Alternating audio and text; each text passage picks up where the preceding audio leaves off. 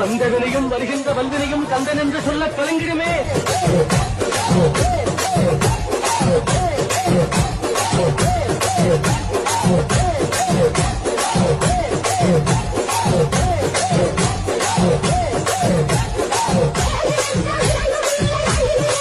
காண்பதெல்லாம் எனது மனம் அது ஆறுமுகம், காலமெல்லாம் எனது மனம் உருகுது முருகாம். அதிபதியே குருபரனே அருள்நிதியே சரவணனே, அதிபதியே குருபரனே அருள்நிதியே சரவணனே. பனியது மலையது நதியது கடலது சகலமும் உனதொரு கருணையில் எழுவது.